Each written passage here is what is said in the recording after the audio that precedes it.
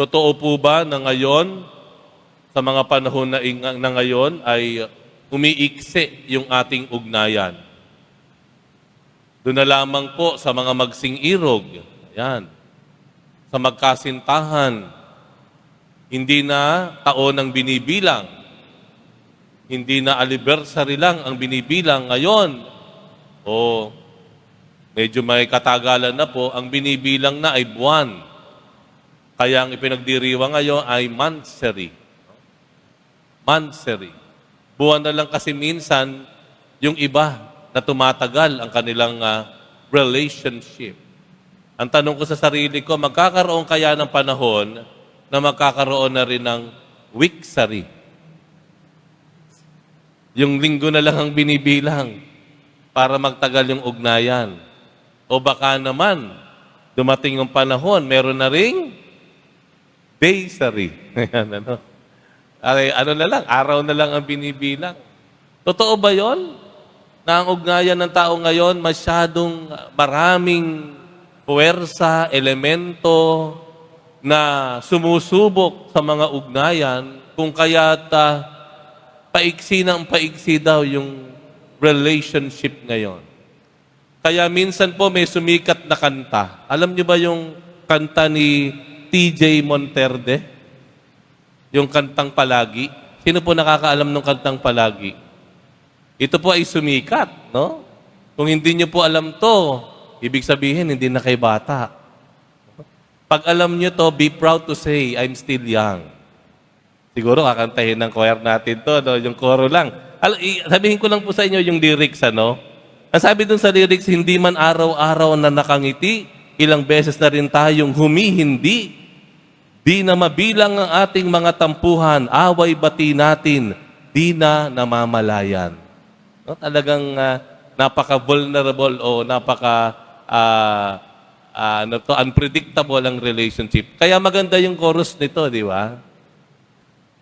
Hindi talaga ako kumakanta, pero sabayan nyo ako, no? Ang sabi dun sa koro, heto tayo. Ngunit sa huli, palagi, babalik pa rin sa yakap mo. Hanggang sa huli, palagi, pipiliin kong maging sayo. Ulit-ulitin man, nais kong malaman mo.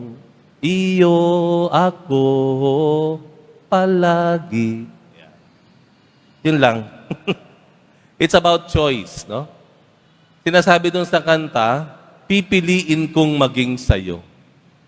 Alam po ninyo, kung gusto po nating humaba at manatili sa ating ugnayan, kailangan mayroong sinasadyang pagpili sa tao. Bakit ko sinasabi ito? Dahil sa Ebanghelyo, 3 beses sinabi yung pananatili. No? Ang sabi sa Ebanghelyo ay, kung mananatili kayo sa aking mga utos, mananatili kayo sa akin, ang sabi ng Panginoon. Kung paanong siya mismo, ang Panginoong Jesus, ay nananatili sa Ama. So it's not one time, big time, ika nga. Yung ating relationship sa Panginoon, yung ugnayan natin sa Panginoon, hindi lang isang beses, one time, big time. Oy, Biyernes Santo, damang-dama ko yung pag-ibig ko sa Diyos. Hay na hay ka. Pagkatapos ng Semana Santa, lumipas ang 1 buwan, 2 buwan, wala na. Nawala na yung alab ng iyong pagmamahal sa Diyos. Nawala na yung gana mong magsimba. Nawala na agad yung iyong kinasanayang magdasal kada umaga. Ang ugnayan natin sa Diyos, hindi lang one time, big time. Hindi seasonal. Hindi panapanahon, weather lang. Kailangan ito ay araw-araw na pagpili sa Diyos. Dahil gusto nating itong manatili. Hindi umiksi. Kung hindi manatili. Ang araw-araw na pagpili sa Diyos. Yung bang pipiliin mong magdasal kaysa halimbawa manood o pumunta sa iyong social media, mag-Facebook, Yung bang pipiliin mo pag araw ng linggo, unahin mo ang magsimba kasama ang iyong pamilya bago pa kayo mamasyal o kayo ay pumunta kung saan-saan. Yung bang pipiliin mo na makinig muna at baka maunawaan mo kaysa unahin mo yung galit mo o sigawan mo. Yung bang mananatili ka munang manahimik ba kaysa ikaw ay magsasalita. Yung bang pipiliin mo muna na gumawa ng tama at maging tapat kaysa manloko o magsinungaling. Yung mga panahon na ganyan, mga pagkakataon na yan, yaan ay ilan sa pamamaraan na ang ating pagpili sa Diyos. Una sa lahat, pagpili. Ikalawa, kung gusto nating manatili sa ating ugnayan sa Diyos, kailangan tayong magpakumbaba. Magpakumbaba. Hindi ba yan ang dahilan kung bakit si Lucifer, si Satanas na dating anghel ng Diyos, ay napawalay, na siya ay pinatapon sa impyerno? Dahil naging mayabang siya. Naging palalo.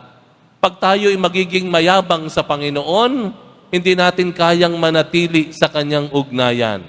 Kapag sinabi natin sa Panginoon, Lord, nagdasal ako, marami kong ginawang sakripisyo, nag-donate ako, naglaan ako ng sarili, itanaya ako sarili ko, bakit hindi mo ako pinagbigyan? Diyan ang magsisimula na unti-unti lumalayo na ang loob mo sa Diyos, na tila parang nagre-rebelde ka na. Na para bang yung paghinga mo ay hindi utang sa Kanya. Yung para bang yung isang araw mo galing kung kani-kanino at hindi sa Diyos.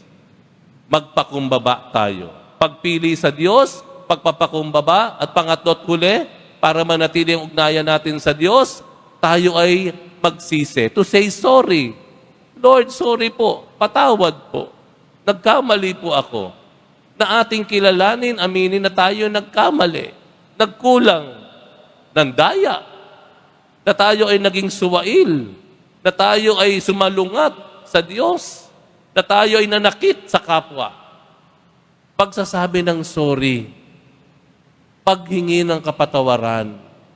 At ito nga sa Quiapo, nakita niyo, may nakasindi ng ilaw doon. Yan ang pinto, yung mga confessional nating tinatawag o kumpisalan, yan po ay mga pintuan ng paghingi ng kapatawaran. Yan ay pintuan ng pagpapakumbaba. Kapag pumasok kayo dyan sa confessional na iyan, sinasabi nyo, okay, ay nagpapakumbaba sa harapan ng Diyos. Panatilihin po natin ang ugnayan sa Diyos. Huwag po tayo maging seasonal o pang-weather-weather lang na mga mananampalataya o deboto ng ating mahal na poong Jesus Nazareno. Tatlong bagay po ang pinapaalala ng Diyos sa atin para panatilihin. Una, piliin natin ang Diyos, pagpakumbaba, at tayo ay humingi ng kapatawaran.